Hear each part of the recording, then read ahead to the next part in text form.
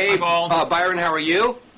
I'm fine. Now, we've been instructed to introduce ourselves, our That's name, right. our publication. That's right. The new and corporate our overlords at Blogging Heads TV now have forced us into a tight format, and the format requires that I say that I'm Paul Glastris, editor-in-chief of the Washington Monthly, a left-of-center publication biased in favor of lefties. And this is as if we were not household names, which is kind of offensive. That's right. To begin with. And I am Byron York with National Review magazine, which is the nation's oldest, most venerable, best-known conservative magazine. So many things I say will be from a conservative Right, and I'll be talking from a liberal point of view. Okay. Now, given all that, I think the first thing we're going to talk about is presidential politics with the Republican race. And the thing that everybody is talking about now is this new Mike Huckabee ad, the Christmas ad. Have you seen it? I have not seen it. I read about it in the New York Times, and I read your very fine piece on it in National Review. Unlike yourself, I've not been traipsing around Iowa. So tell us what's in the ad. Well, it's worth 30 seconds of your time. I'll tell you. The ad is very, very simple. It's simply Huckabee in front of a Christmas tree in a red sweater with Silent Night playing softly in the background. And he says, look, I know you're just getting so many of these political commercials today, and I'm sure you're tired of it, and I don't blame you, so I just want to talk about what really matters. And at this time of year, which is the celebration of the birth of Christ, and I want to wish you all a Merry Christmas and good times with your friends and family. Something to that effect. And this has struck many political analysts, including me, as a pretty brilliant campaign commercial for a couple of reasons. Well, it's happening at a time, right, where Mitt Romney is running harshly negative ads. That's right. That's exactly right. This is first of all, the ad is beginning to run in Iowa, New Hampshire, and South Carolina. And what happened was the Huckabee people, as Huckabee's campaign manager, Chip Saltzman, explained to me last night, they were looking at two related problems. And one is, how do you make an ad that gets any traction or that helps you politically during the Christmas season, where you don't really want to be overtly political? They think that basically all of the actual Christmas shopping and the ads and the parties and the general hubbub of the season kind of will drown out political considerations for a couple of weeks. So how do you do an ad that cuts through that? And then the other thing is, how do you respond to the negative ads that Mitt Romney has been kind of pushing since he fell behind to Huckabee in Iowa? And the answer they came up with was, why don't we sit the governor down and wish everybody a Merry Christmas? And he did, and it does a couple of things. One, it, I guess, reinforces the, I guess, what you'd call Christian branding. Well, that's the interesting, one of the interesting things that struck me about the ad that I read about. And it really, I'm not a kind of, war on Christmas guy. I like saying Merry Christmas, and I'm a big Christmas guy. But even for me, it struck me as stepping a little bit outside the bounds of the ecumenicism that we approach Christmas with. Well, we talk about Merry Christmas, but we don't say we're celebrating the birth of Christ. That's just sort of a step too far, because not all of our friends and neighbors are Christians. But he does that very, very deliberately, it seems to me. Well, he does. I think he walks up to the line. I mean, if one side of the line is saying Happy Holidays, and the other side of the line is we mark the birth of our Lord and Savior Jesus Christ, he's kind of pushing on the Christ side of it. On the other hand, I asked Chip Saltzman about this, and he said, look, that's what Christmas is about. We say Merry Christmas. It's not exclusionary to say Merry Christmas. And that's what we're saying. Right, but don't you think there's a difference between Merry Christmas and we celebrate the birth of our Lord and Savior Jesus Christ? I think that it takes it one step farther in this kind of Christian branding that Huckabee has done. It seems, by the way, to me like it will work. I'm not saying it won't work. Well, look, I think at the same time it does the Christian branding, it also softens it a little bit by wishing everyone a Merry Christmas. And the other thing is that it does do indirectly, without saying so at all, is it does plug into this whole war on Christmas thing, which pops up every year, very popular with conservative audiences. And there are, a number of people who feel that the whole sort of happy holidays, secularization of Christmas has gone a little bit too far. And they feel like they ought to be able to say Merry Christmas. And if those people happen to be in Iowa, and New Hampshire, and South Carolina, I think they're hearing what they want to, what they like to hear from Huckabee. And what this really is a battle for relatively conservative, very activist Republican caucus goers, which is a very narrow subset of the United States population. Well, it is a battle for them, but it's also a way of trying to do it without turning off other voters. Right. And my guess is, I don't know, I went to look at the exit polls from the 2004 election, the national exit polls, and I think 81% were either Protestant or Catholic. And I'm sure Huckabee is saying, we're not going to offend those people. Maybe it's not their cup of tea. Maybe they think it goes a little too far, but we're certainly not going to offend those people. And the people for whom the ad is targeted will actually like it a lot. So the other part of this ad is hitting Romney in a very positive sort of way. There's a kind of a turn the other cheek, to keep our religious thing going. Turn the other cheek nature to the ad. And the other thing is that this is probably this is an ad that Romney could not make. Not because Mormons do not celebrate Christmas. You can go to the LDS.org website and look at various Mormon leaders' writings on Christmas, but that Romney would probably not make an ad like that because it would highlight his Mormonism, which is not what he's. It would highlight all sorts of stuff he doesn't want to highlight. So I think that this is an ad that he just couldn't make. He's already Huckabee leading in Iowa, right? Yes, he is. And so I think this is probably a devastating blow to Romney. Well, it's a very clever ad, and the last thing I can talk about sort of from an inside baseball point of view is that this is maybe an inside football would be better.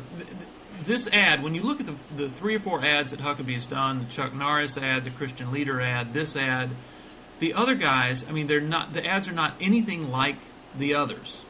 And the other team, in this case Romney, I think they have no idea what is coming next, nor do I for that matter, but it's like Huckabee is his quarterback who is just flummoxing the other team by calling this play or that play, and they never quite know what's coming next. So, I have to say that Huckabee's conducting a rather brilliant campaign up till now with no money. Now he does have some money. He was in Beverly Hills, by the way, I think last night, raising money. I'm assuming that was at something arranged, a private home arranged by Chuck Norris. Well, yeah, let me ask you a question about Huckabee that I have not heard anyone...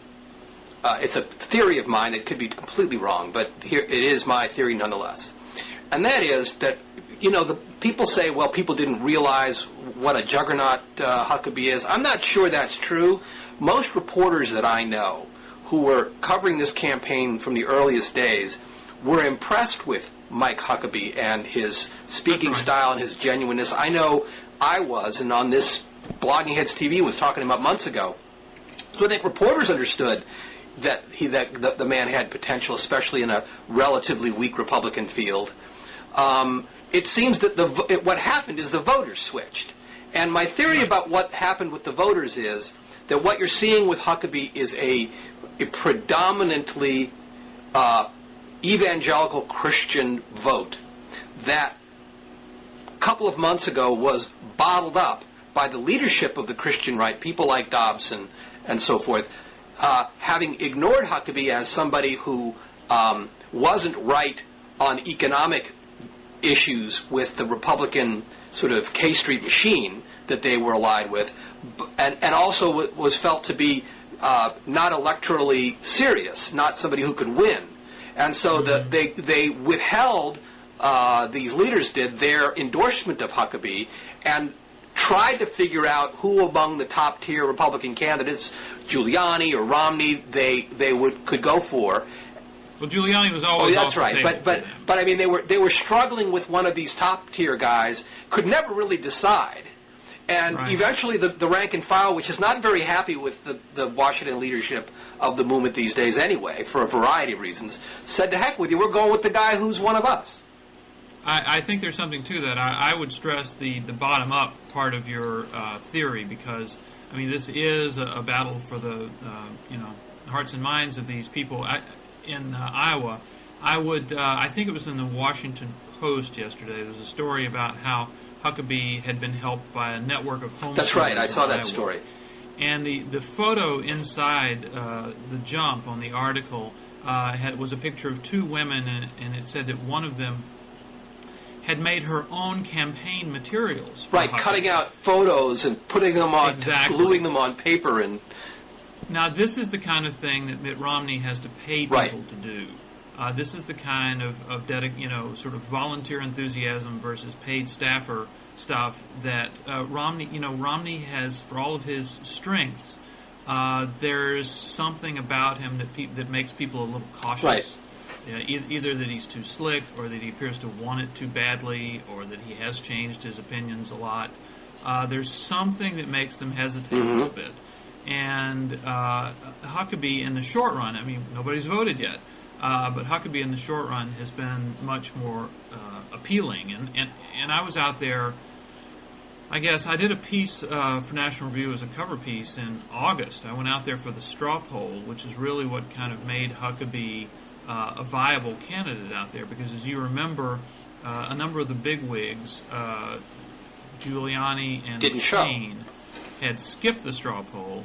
Romney had spent $1 zillion on it. We knew he was going to win, so it was a battle for second place, and a lot of people thought that Sam Brownback was going to get that second place spot, and that Mike Huckabee would be kicked out of the race. He'd be dead at that point. Just the opposite happened. Huckabee got that spot, and Brownback ended up leaving the race. But he has had this sort of personal appeal to people that Romney has not been able to make, and I think that's the bottom-up part of your theory is a lot of it. Now, can I ask one more question, and that is, as conservatives look at this, I'm not the first to point this out, there's a kind of panic that if Huckabee actually can continue to gain momentum, that he would be a very weak candidate against whomever the Democrats are likely to.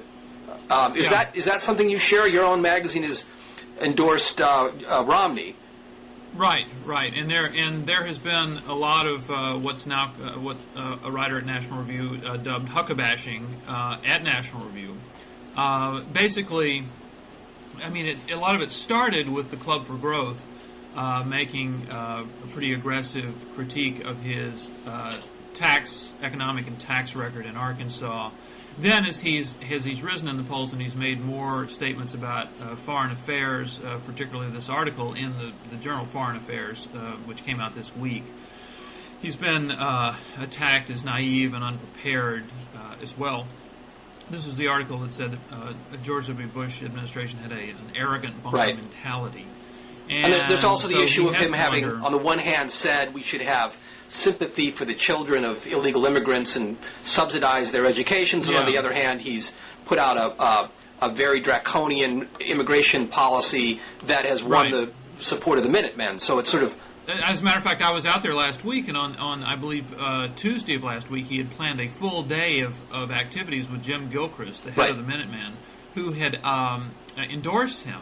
And it was blown out by the ice storm. I got there that night and talked to him that evening. But I asked Gilchrist, why did you choose to endorse Huckabee? Because, Huckabee had done this thing in Arkansas, giving in-state tuition to the children of illegal immigrants. And Gilchrist explained to me that he had sent out this long questionnaire by registered mail to all of the candidates. And Huckabee was the only guy who returned it. And that was like 90% of the reason why he ended up endorsing Huckabee. But you're right, Huckabee has kind of played both sides on that. So your view is still that should Huckabee win, he would be a weaker candidate than some of the others? Yeah, I think so. I mean, look, I think so too. I think you guys are right. I think in a national race, it would be the most formidable candidate I think in a national race against Hillary Clinton or Barack Obama, I think John McCain, I think Rudy Giuliani, and even Mitt Romney, who I think would be slightly weaker than those two, but they would all be far stronger than Huckabee. So liberals should be rooting for Huckabee. But that's what I would try to get out of this.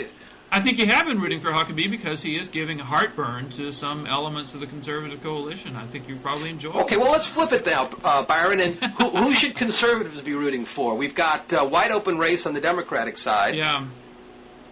Well, conservatives actually, there have been a number of conservatives who've actually tried to consider, okay, if Republicans are really dead this year and it's going to be one of the Democrats, who would actually be best in terms of actually what's good for the country? Mm-hmm.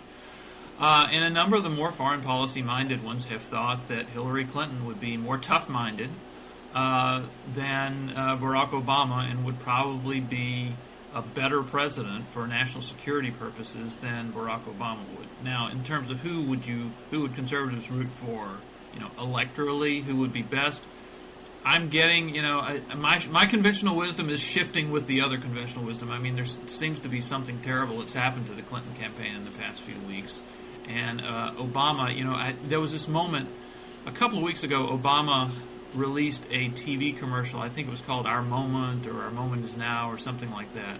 And it was a condensation of the speech that he gave at the Jefferson Jackson Day dinner in Des Moines, and which I thought was an okay speech. I wasn't as gaga over it as some observers, but it was a good speech. But when you took just the best parts of it and you put swelling music underneath it, you look at it and say, this guy's going to win. This is very, very good. This appeal of, I do not want to spend the next 8 years refighting the battles of the 1990s. It's a very effective ad, and I think that it's somehow there has been this shift in Iowa, maybe not as much in New Hampshire, but there's been this shift in Iowa about her, and then it's been really hurt, I think, by these, I guess you'd just call them smears that the Clinton campaign has been throwing Obama's way. The Mark Penn, we're not going to talk about cocaine, we're not going to talk about all that blow he did, and the really kind of bewildering one from Bob Kerrey, who, while endorsing Hillary Clinton, starts talking about the secular madrasas, Obama's ties to the Muslim world and the secular madrasas. I mean, what do you think? Just to explain to the audience, there was Bob Kerrey was. I think you did explain it. That he was saying, in effect, I think it would be he was endorsing Hillary Clinton, but he's saying, look, the fact that he had a Muslim father and a Muslim grandfather and a middle name Hussein will make him hugely effective in making the case for America to the billion-plus Muslims of this world who would not expect us to. And by the way, I think Bob Kerrey, almost everything he said was quite accurate. Mm-hmm. There's been really. So you'd buy into that? I do think there's. What makes one of the things that is attractive to me and others about Obama is precisely the fact that he's got black skin and an African background and this connection with the Muslim world that he can use to this country's advantage if he were to become president. I think nothing would send a more powerful message.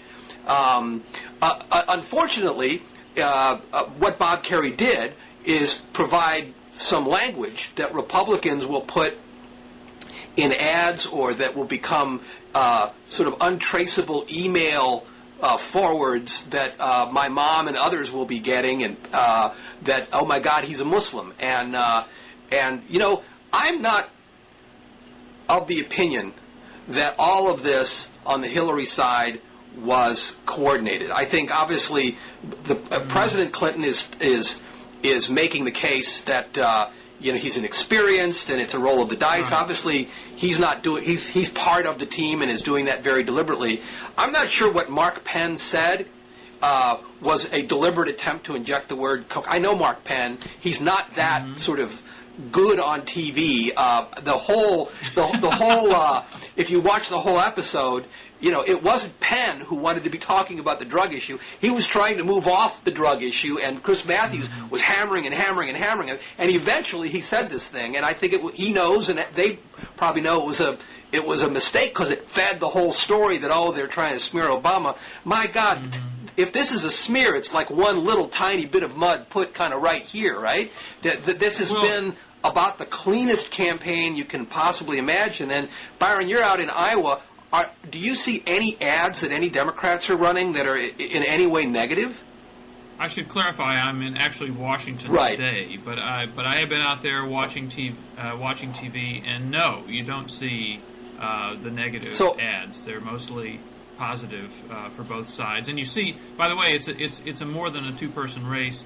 You see a lot of John Edwards ads, and you see a lot of Joe Biden ads. When I was out there, Joe Biden was all over the place. But let me ask you about this message. I am curious about this message that the election of Obama might send. So you have, in 2001, Muslim extremists hijack airplanes. They fly them in the World Trade Center. They bring those buildings down. They fly them into the Pentagon. They kill, in total, roughly 3,000 people. And 7 years later, we want to elect someone who has really good ties to the Muslim world to send a message that we're really nice and we don't hold it against them. I mean, what's the message that the election of Obama would send? I think it seems very obvious to me. First of all, look at President Bush, who, despite some mistakes of using the word crusade early on and so forth, has been consistent. This is, one aspect of his otherwise regrettable administration that I think he was right about. He has struggled mightily to send a message to the Muslim world of tolerance, that we're people of the book, that we have we want good relations. We're not we're not seeing this as a religious clash. He immediately went to mosques after the 9/11 incidents, and so he somewhat bravely, in some ways, given many in his party, has been trying to send the message that we want to be tolerant of Muslims. What I think that Barack Obama would do it's almost like putting your money down on that thought. I think it will come as a tremendously positive shock to the system of the world, that if the American people, who the rest of the world perceives as having, the rest of the Muslim world perceives as having a bias against Muslims, were to choose as their president someone whose family background is Muslim. I think. Well, from your point of view, then, it would actually be a good thing if he had been to a secular madrasa, and you could then have publicized that his middle name is Hussein, and the only reason to worry about the fact that his name is Hussein is that Republican operatives will use it to try to scare Republican and other voters into thinking the man is Muslim and is going to go soft on the Muslims and so forth. Otherwise, it is a tremendous positive tool for American foreign policy and to rebuild American trust and respect and power in the world. Mm-hmm. Because, again, we're not trying to something like this is not going to turn the minds of Al-Qaeda operatives. It's going to do is hopefully change the minds of a Muslim public in various parts of the world to thinking that America maybe isn't their enemy, and that their tacit or quiet or not benign, but passive support of radical politics that in turn supports Al Qaeda will lessen, and you make the environment in which extremism thrives more hostile to that extremism. Well, speaking of minds, it's hard to get into the mind of Bob Kerrey, but so what do you think he was meaning? What do you think he meant when he talked about this secular madrasa, and it'd be a great thing because of all of Obama's ties to Islam? What was he trying to get across? I think, sometimes it's okay to take politicians at their word, and I think what he was trying to get across was what he was saying, which is, I endorse Hillary Clinton, but this is one good aspect of Barack Obama. And, maybe he got into a room with a bunch of Clinton operatives and they said, "Look, we can't really say this, but can you say this for us?" People. I met Bob Kerrey a couple of times and sort of followed his career, and people who know him better say the chances of him following the dictates of Clinton campaign people are about zero. So. Well, I always think, when I hear Bob Kerrey and the Clintons, I always think of his great comment. I think it was an article in Esquire, and he said, Bill Clinton is an unusually good liar. And then he stops for a minute and says, unusually good. That's kind of the most famous Bob Kerrey statement. Yeah, so this is not somebody who's a team player. And as I said, I think that there's probably got to be a general recognition in the Clinton administration, in the Hillary Clinton world, that the attacks have not worked, and that they wish some of this stuff hadn't happened. And as I said, some of it's obviously part of the strategy. Others of it are my senses are not. Mm-hmm. Let me ask you one last thing. You said you knew Mark Penn. You know David Axelrod as well? I have interviewed David Axelrod. I was the Chicago bureau chief for U.S. News, and he was even back then in the 1990s a pretty leading political figure, and I know people who work for him pretty well. Mark, I know because we were both he was the pollster for Bill Clinton when I was a speechwriter there. So. Well, I can't claim to know either one. I mean, I've stood in front of them and sort of interviewed them or asked them questions in group situations, but I just can't say. But the difference between those two guys and their sort of outer demeanor is enormous, it seems to me, and it kind of fits the role now. Here we have of Clinton as being the attack team, and with Penn and Axelrod being kind of above the fray and really quite meek, it seems, in his public demeanor. But I think that, again, I'm not that close. I think Penn has been on the side of not attacking. There are others within the Clinton camp, my understanding is, who have wanted to go on the attack, and Penn has been trying to rein them in. So it was just kind of weird, ironic mishap that he ended up looking like the attack. I think so. Look, the guy is not he's not somebody who he's a brilliant pollster and an able strategist, but he's not a media presence by any stretch of the imagination. Yeah. All right. I think that does our presidential update today. I think we've talked about 27 minutes, and they were great minutes. But it's time to move on to something more fundamental, something that gets people where they live. Right. I've been sick of all this politics and religion and all that stuff. I think we should talk about the subprime crisis. But I'm going to kind of let you start that because I know that you have some. Well, I was very struck by the New York Times piece today on that looks at the Bush administration's record of avoiding any kind of regulatory move to rein in the subprime trend. And the piece goes back to really the 2001, the very earliest moments of the Bush administration, where this Federal Reserve member, Ed Gramlich, who was a Democrat, was the first to start saying, we've got to keep our eye on the housing bubble and the use of and abuse of some of these financial innovations, and then through 2005, when Alan Greenspan was pumping up the housing bubble by saying people should turn their fixed rate mortgages into ARM mortgages and it was a very odd that we actually wrote about this back in 2005. Pull money out of their houses, spend the money, and keep the economy going. Use your house as an ATM machine to buy sort of cars and dinners out, and he did that at the time because the feeling was that the economy was teetering on that only consumer spending could keep us from a recession, and incomes weren't going up, so better to cash out our mortgages. And all along the line, people were saying, like this woman who, Bain, I think is her name, who's now the head of the FDIC, as the subprime innovations were beginning to happen, saying we really have to come up with a mechanism to make sure that these people can pay back their mortgages. And at every turn, Greenspan was saying, well, the Fed really shouldn't be involved because we don't have the muscle to do that. And the other regulatory agencies were saying, well, that's really not our bailiwick. From what we see, that's not a problem. And this is a kind of consistent problem as you may know, in the regulation of the financial industry, that we have 6 or 7 different agencies that regulate different parts of the financial world, and new things slip in between the cracks. This was clearly the case with subprime mortgages. What you needed was an administration that got everybody together and said, let's take these concerns seriously.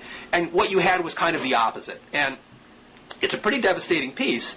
And it made me think, frankly, of Katrina.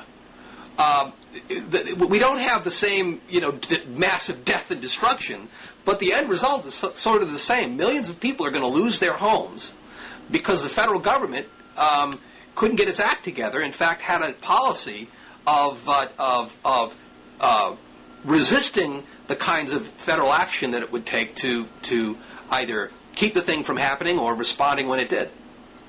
Well, I think that right now you've made a shameless attempt to politicize this. I mean, you did start. The first thing you said, you talked about the Bush administration's record of avoiding any regulation in this, and as I read the article, this article is, if there's a villain, and you said it was devastating. If it's devastating to Alan Greenspan, it seems to me. And you did say that there's been this consistent problem in the regulation of the financial industry, and I think that you can certainly blame Bush. I think Bush had a lot more control over FEMA in the case of Katrina than Bush had over Alan Greenspan and the Fed in the case of these. But I'm not sure the Fed should have been the lead agency here. I don't know enough to know who should have been the lead agency, but shouldn't somebody in the federal level have been the lead agency to point this out? Well, I think at this point it would. The Treasury Department, somebody. But I get the impression from reading this Times article that they think that this Edmund Andrews, the reporter for the Times, thinks that the Fed should have played a role, because they sure seem to be blaming Greenspan for not playing enough of a role, and suggesting that Greenspan is darn defensive about it today when they are questioning. Well, and I think the reason that logic comes forth is that it's the Fed now that's trying to play a role in minimizing the disaster now that it's happened, and that's all. Right. And that's because the Fed has that ability to add liquidity and so forth. But in terms of regulating financial instruments, the Fed might have been a leader in calling attention to it.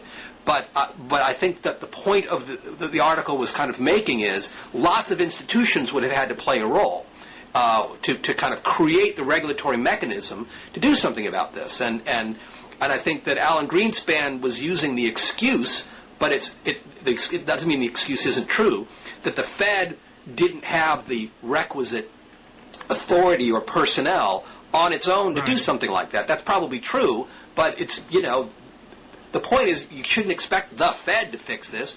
Washington needs to fix this. The people who are in charge of regulating the financial industry should have fixed this. Well, I still think that the only area I really disagree with you about is this idea of putting it on Bush.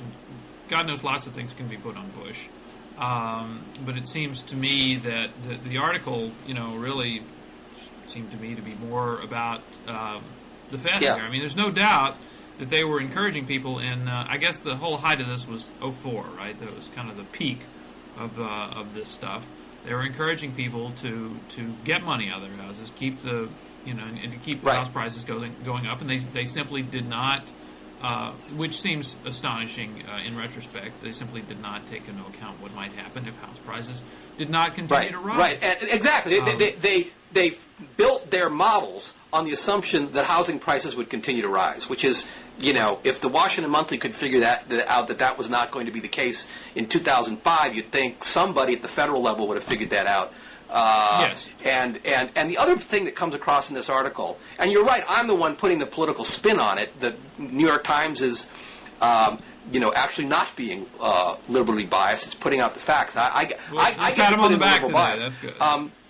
The point that this woman Bain, the head of the FDIC, was making is, look, there was this concern, this issue of we want the financial industry to innovate, and it's good that more people who don't necessarily have the incomes or credits to have in the past been able to own a home, that there are mechanisms to allow them to do that. And Ed Gramlich was saying that's a good thing too.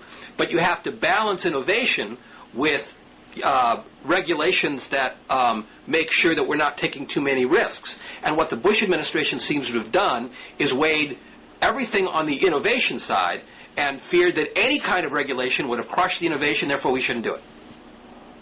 But, I mean, people were basically thinking home ownership is good. Home ownership rates went from, 64%? 69%, I think, something like that. To close to 70%, that's right.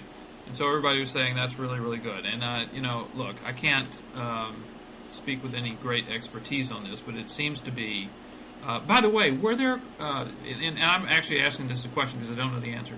Were there crusaders, people who were trying to sound the alarm on Capitol Hill about this at the time? Gosh, that's a good question. I don't know. I know there were people championing the need to regulate more heavily Fannie Mae and Freddie Mac and so forth. But, those groups, but I have to say, in all fairness, there were as many Republicans as Democrats in the small minority of people who cared about this.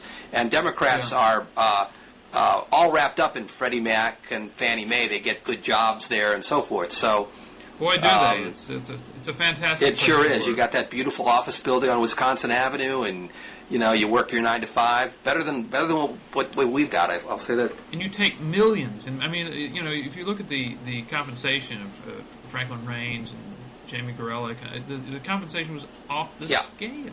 Well, yeah, they're federally chartered private entities, so the civil service requirements on pay don't apply. Well, so I'll leave it at this. I think that if we go into a recession in the spring, and I think that the amount of foreclosures is going to increase considerably between now and the spring, and if that sends us into a recession because of the attendant problems with the financial markets, that a lot more people than I will be pointing the finger at George Bush as having failed on his regulatory duties. You're absolutely right. The president will get the blame if the economy slips into a recession. There's absolutely no doubt about that. And he'll also get the blame if Afghanistan sinks into a dysfunctional, failed terrorist state, which is where you think it's going. Well, it's not just me. Apparently, the last couple of Sunday in the New York Times and Monday in the Washington Post, there were front-page reports that the Bush administration has suddenly recognized what many in the military and the State Department have been telling them for months, which is the resurgence of the Taliban and the weakness of the Karzai government and the failure of the NATO allies to put in place policies and the Karzai government put in place policies that put infrastructure and government functioning into the dispersed rural Afghanistan means that country that the security there is going down, not up, and so Nick Burns, the Undersecretary of State, is doing a government-wide reassessment of our force posture there. There is talk that there's pressure on the White House to shift more troops out of Iraq and put them into Afghanistan. Now that things are a little quieter in Iraq, they think maybe we can afford to make this shift. And so this is now the issue of the day in Washington and in national security circles. Now, let me ask you this. In the 2004 campaign, I remember John Kerry made a fairly big deal that the United States had taken its eye off the ball in going into Iraq, and that we should have stayed, kept our focus going on Afghanistan. I take it you agree with that? I completely agree with that. Yeah. The only question I have is, what if, instead of going into Iraq, Bush had decided to focus exclusively on Afghanistan, he wasn't content with just toppling the Taliban, he had sent a lot more troops into Afghanistan, and a determined measured effort to just wipe out al-Qaeda completely, certainly to get bin Laden, which he should have done. Somehow bin Laden remains in hiding. Resentments against the presence of American troops grow. There's an insurgency. There are suicide bombers. There are improvised explosive devices. I know we have these things going on in Afghanistan, but if they were going on at a much greater level, U.S. deaths began to rise. Do you think that Democrats would still be supporting the president's decision to escalate a war in Afghanistan? Well, I think there's about three hypotheticals there. I mean, I don't think anyone was calling for troop levels of massive proportions. I think that the idea of sending in 20, 30,000 more troops to finish off, to close off. We wouldn't even, frankly, have needed that much to close off Tora Bora and to get bin Laden and his 2,000 fighters. Had we simply done that, we'd been in far, far better shape in the region than we are now. More troops are certainly needed.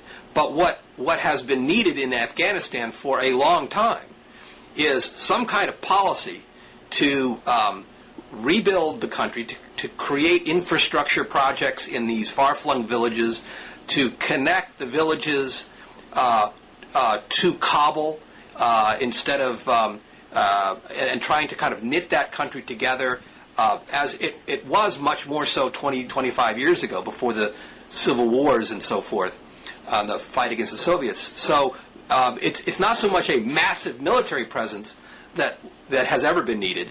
It is a soft power development presence that's been needed, and we have a story in the current issue of the Washington Monthly about a program called the National Solidarity Project, which is run by the World Bank, that does precisely that, and it's been up and running. It's something that started actually a World Bank project in Indonesia that worked very well there, and it was tried elsewhere and worked, and now since 2001 it's been up and running in Afghanistan. And what it does is it's the World Bank provides funds to the Kabul government, to the Afghan government, which then breaks up this money into loans, into grants for villages, provided the villages put together representative committees of citizens that have to vote on what projects they want, and provided that they get some training on accounting and transparency, and provided that they post the funding levels and the disbursements there in the village, so everybody can kind of follow what's going on. And there have been a number of evaluations of this program, and what it has shown pretty consistently is, even in the most backwater, dangerous parts of Afghanistan where the Taliban is powerful, these are the projects the Taliban won't torch. These are the projects the villagers within reason will defend. These are the projects that continue to be built even when the NGOs can't go into a region or the NATO troops are getting attacked. These little wells and medical clinics and little hydroelectric power plants that power electricity for 300 families. These things are continuing to be built, and it's creating a kind of local kind of democracy, the beginnings of democracy. It's connecting those villagers with Kabul, and it's showing them that there's some hope for Afghanistan beyond the Taliban and endless war. And the tragedy is that the Bush administration, when Paul Wolfowitz was at the World Bank, knew about this program and consciously didn't ask for money to fund it. And in the last budget, actually cut the U.S. contribution to this program. So, there are things out there that we could be doing in addition to shoring up the troops levels, but you'd have to have somebody in charge who knew what they were doing, and we apparently don't right now. Mm-hmm. Now, much of this has been sort of outsourced to NATO at this point, even though the United States is by far the biggest supplier of forces there, right? Well, that's right. The United States brought in NATO about 6 or 8 months after the beginning of hostilities there, and NATO has been a presence. And in fact, it's NATO troops that are fighting the Taliban much more so than the U.S. troops. U.S. troops are, I believe, in the east, where the actual fighting with the Taliban is going on mostly, I guess, in the south. I don't know the country personally. I've never been there, but so it's Canadians and Australians that are taking the bullets. Do you think there's a policy that we could have followed after the toppling of the Taliban that would have resulted in the country being pretty stable and not needing all that much tender loving care? No, I think it would have required tender loving care for years, but I think you could have had a policy that would have provided a lot more stability, a lot more growth, a lot fewer Taliban. Had you brought in NATO early, had you not invaded Afghanistan, had the Europeans been had the Europeans seen Afghanistan as their way of becoming. Look, the Europeans felt great about what they did in Kosovo. Even the U.S. provided 80% of the sorties. The Europeans had a war which they fought and won, and they felt great about that. And remember, the French put on the front page of Le Monde after 9/11, they said, "We are all Americans." The Europeans were with us after 9/11, and so we could have done the same thing, got them on board, fought the war for them, and then they could feel really great about it. They would be fighting. They would be putting ground troops in, as they have now. My guess is they would have been willing to put more ground troops in. But the truth of the matter is, we've got a military of such outlandish size compared to everyone else that in any allied endeavor, we're gonna do the lion's share of the work. You're not saying our military is too small; it's too big, are you? No. As a matter of fact, I think in the best of all possible worlds, we'd have more forces to deploy because I think the world needs it. I think that's, I don't think that's possible right now. I think, in fact, the size of our forces are more likely to shrink than grow, and that actually, Byron, you provide a nice segue to what is our cover story this month by Andrew Tillman, and it's a piece about the alarming exodus of junior officers from the Army. I didn't realize this, but I do now that we've published the story. 58% of the West Point class of, I think it's 2001, maybe 2002, has resigned from the Army. These are the folks who would eventually be promoted to major and colonel and general and 20 years from now, 4-star generals. And these folks are leaving the military in near record numbers. And it's not. There are a lot of reasons for that. So in other words, immediately after, when you graduate from West Point, you have an obligation to serve. That's right, 5 years. So you're saying immediately after serving that minimum or obligation, they're out of there, more than half. What was the rate 10 years ago? Do you know? Yeah, as a matter of fact, they've struggled. This is an interesting story because it's Iraq is part of it, but it's also one of the weaknesses of the all-volunteer force. And it's kind of complicated by the fact that you had a great drawdown in the size of the forces in the 90s. So they were trying to actually shed junior officers back then. But I'm asking you here, do you know what the rate was, say, 10 years ago? I don't know precisely what the rate was precisely 10 years ago. Was it roughly similar to what it is now? It was roughly similar. In fact, the worst year for the exodus was not this year, but sometime in the 90s. I don't know exactly what the year was. But the complicating factor there was it was something the Army was engineering itself. This is something the Army is trying desperately not to happen. So you do not report this story in the context of the Iraq War? Oh, certainly. I mean, the Iraq War makes it much worse. But if it was the same 10 years ago, what's the deal? Well, there are two things. First of all, because you have an all-volunteer force, and you're trying, if your aim is to get the best and the brightest young officers, those officers are working in a military culture where their wives are in, their families are in little towns in West Texas and the South and rural areas, away from the big cities where a lot of these spouses would like to live in order to practice their professions. There's good jobs for a well-trained, highly skilled junior officer. So there's a lot of competition for these folks, for these young men, and especially in the 90s when the Army didn't seem like the place to be, they were having a tough time retaining their best and brightest. What happened is actually the Iraq War helped for a while in retention, because for the first time these young officers were getting a chance to utilize their skills. And September 11th. And September 11th, absolutely. Suddenly they were at the center of the patriotic effort of this country, and they could feel, triply great about the careers that they chose. What's happened now is after the third or fourth deployment, or in some cases we're getting to the fifth deployment of these young officers, a couple of deployments they feel good about what they're doing, but if the deployments continue, they start looking and saying, for as long as my career is going to be, I'm going to have a career in the military, I'm going to be away from my family every 15 months out of every 2 years. I got a wife who's miserable. I'm not seeing my kids. And frankly, a lot of these junior officers very early on lost faith in the military leadership.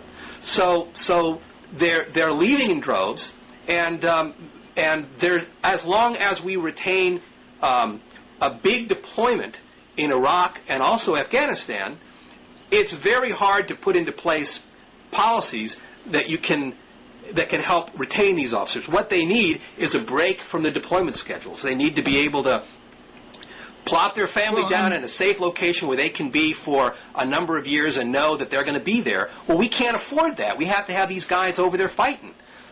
Well, I'm not disagreeing that is the reason now, but I mean, if you have a story where alarmingly high numbers are leaving after fulfilling their obligation 10 years ago for one set of reasons, and a similarly alarming number are leaving after their obligation now for a different set of reasons, it seems to me that, yes, the Iraq War has been a huge strain on military families, but there have been systemic problems with the volunteer That's army. Right. And here again, I want to warn you against shamelessly politicizing these things. Here again, this is an issue that has persisted over the years. It has not persisted so much over the years because the conditions keep changing. As I said, in the 90s, it was the Army itself that was shedding junior officers. Now the Army is trying to retain junior officers. So it's a very different problem. Nevertheless, as we report in the piece, and I don't see why this is shamelessly politicizing it, we reported it precisely as it is. The condition that young officers work under today is different than the conditions young officers worked 20, 30 years ago when the all-volunteer force was first put into effect. Back then, the wives were happy teaching school in Killeen, Texas. Back then, a foreign deployment meant Germany, right, where you could, be with your family and get in the Mercedes-Benz and go touring, France on the weekends. Today, a foreign deployment means you're away from your family, and they don't know if you're going to come back dead or alive. Right, you're in a dangerous, awful place where there's a war. I mean, that's part of certainly that's part of the problem. Right, and if it were a war of short duration, where you get to utilize your skills and come back victorious, that's going to be helpful to retaining these young officers. But if you're in a war without end, where you're going to have 100,000 troops in Iraq for the next 20 years, that is going to almost certainly decimate, more than decimate, because decimate is just cut by 10%. You're going to destroy the officer corps, and it's this officer corps from whom we're going to be picking 3- and 4-star generals 15, 20 years from now.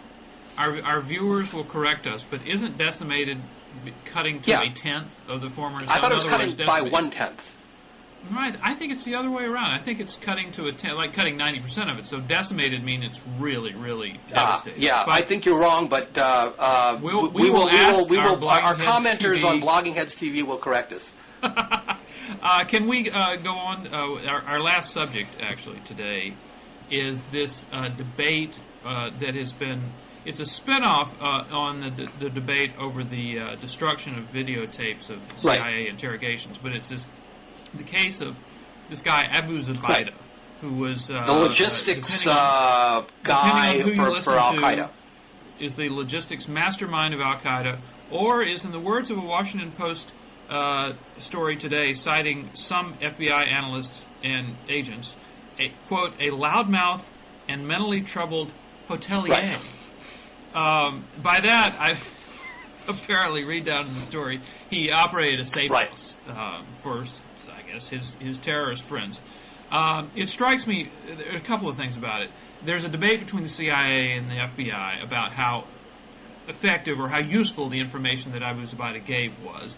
And then there's a debate about under what circumstances he gave the useful information. The CIA basically says he was really useful, the information was really useful, and he gave it, frankly, after we waterboarded him. And the FBI said he didn't have that much to say, but then kind of paradoxically, some of them say, well, he gave a lot, some pretty good stuff before, when he was not being subjected to these aggressive interrogation techniques. A couple of things. One, I would recommend that all of our viewers watch or read the transcript of the interview, ABC News, Brian Ross interview with the former CIA operative, Kiriakou took part not in the waterboarding of Zubaydah, but in the initial discussions and interrogations of him. Describes a very, very long process in which Zubaydah is questioned, and then every escalation in the questioning of him, everything they do that's a little more aggressive than before, is painstakingly cleared at the highest levels of the CIA in Washington, and finally they do go to waterboarding. And in Kiriakou's view, this breaks Abu Zubaydah, and then he gives valuable information, and by valuable information, Kiriakou means information that helped Americans stop terrorist attacks, that literally saved lives. And even though Kiriakou now says that he's kind of changed his mind about waterboarding and he really thinks that we shouldn't be in the business of doing it, he was asked by Brian Ross, did it work? And he says yes. And then he said, if there were a threat to a city or something today, I couldn't live with myself if we didn't do it. So it's a very mixed picture that you get. And so two things strike me from this. One, you have this testimony that it actually worked. And two, it appears that waterboarding was used on a very, very small number of people, maybe like one hand or less. And it was done in the months after September 11th, mostly in 2002, in which the sort of sort of ticking time bomb scenario was actually kind of real, because people were very, very afraid that more terrorist attacks were on the way. So this debate over whether Abu Zubaydah was a terrorist mastermind or loudmouth and mentally troubled hotelier, I think obscures a little bit this idea that yes, our policy is to not torture, but in extraordinary situations, a couple of times, we waterboarded these guys. It was very, very useful, and we told Congress about it. So I frankly am not all that upset. My guess is I disagree pretty profoundly. First of all, Kiriakou, by his own admission, was not around when the waterboarding happened. That's right. We should say, though, that he actually had been personally waterboarded as part of his training. As are most special forces and so forth. But the difference is they know that they're going through training. They don't actually aren't being actually tortured. So Kiriakou, by his own admission, was not around for the waterboarding. What he knows is what he heard from his friends who did it, who were there. I guess, presumably, his friends were. It may be friends people who were. And he was still at the CIA. He was still CIA, but he was not. He said he read a lot of the cable traffic. Well, lots of people read a lot of the cable traffic. The FBI was reading the cable traffic. But the point is, Kiriakou was not in a position to know firsthand whether the waterboarding worked. Second, the way this is not an academic debate. This is not a theoretical debate. This is one that can be proven with evidence. Right? We can look at the tapes and see, did Abu Zubaydah give us... Oh, we can't look at the tapes because they destroyed them. Ha! Isn't that convenient? Well, I'm sure there's other evidence. Well, apparently there are no transcripts. They didn't even make transcripts. They made memos of the thing. They made memos every day. And so, look, which is much like if you're interviewed by the FBI today, as we saw in the Scooter Libby trial, for example, you're questioned by FBI agents who are sitting there with a pen and paper writing down notes, and those are used in court, and we convict people based on that kind of stuff. So but in this case, you actually had taped transcript, taped, so you could easily have made transcripts of them. They chose not to do it. Look, we still don't have any hard evidence that, and I'm not saying that you couldn't, that such evidence wasn't there. I'm saying if there is hard evidence that what Abu Zubaydah said resulted in some intelligence coups that were of real value, let's hear it. I've not really seen it. Now, in this New York Times piece, they, on that side of the ledger, they say that in the 9/11 Commission reports that Abu Zubaydah, during the time period, which we now know they were using some of these torture techniques, did finger another guy who was also then waterboarded, who then gave up a name or something. So there's at least some circumstantial evidence that under duress, under torture, Zubaydah gave valuable information. But that's all we have. Some publicly available circumstantial evidence. Right, and presumably there's more evidence. Why don't we have it? I mean, this administration has not been chary about pulling out those bits of evidence that can support their case, and we've not heard it. In fact, John McLaughlin, the interim head of the CIA, was on the Diane Rehm show a couple of months ago, and was asked specifically, did the interrogation of Abu Zubaydah lead to intelligence that saved people's lives? And the way he phrased his response, it was clear he didn't want to have to say yes. He said, we did do enhanced interrogation techniques, we believe they're valuable, and we did get valuable intelligence from Abu Zubaydah. What he wouldn't say was, because of the torture techniques, we got valuable intelligence. Frankly, I don't think they did, or we'd know about it. And that is consistent with the majority view of people in the business of interrogating dangerous people, which is that you get more noise than you get clarity. That they throw out a lot of BS that you have to then go track down, that you're much more likely to get valuable information through other means than through torture. And that is, my friend, the predominant view in the national security establishment. The minority view, the very much minority view, for decades, is you should do things like waterboarding. And it is incumbent upon those who believe in waterboarding to give us a scintilla of evidence that it's worked. Well, first of all, this is a kind of debate. This is like the debate over warrantless wiretapping. We're doing it in the dark because there's a lot of stuff we don't. Well, know. I'm all for opening it up, and well, at some point, I think we would have to open this up. I think that. Yeah, I wrote a column for The Hill, I think last week, and I talked about a dinner I had about a year ago with someone who had been involved in the U.S. war on terror, and we were talking about allegations of torture, and he basically said, you know, what I can't understand is our policy should always be that we do not torture, and we should abide by that policy, and if there is some extremely extraordinary situation, in a very limited way, we will violate our policy and we'll explain what we did and we'll move on. The thing I can't figure out is why lawmakers want to try to make laws that will deal with any and all situations that may come up in the future. I think the answer is that a blanket policy of no torture so strengthens your position, so controls the rogue elements, is so necessary in conducting yourself in the world, that poking loopholes in it is ill-advised. And the real question that I have is...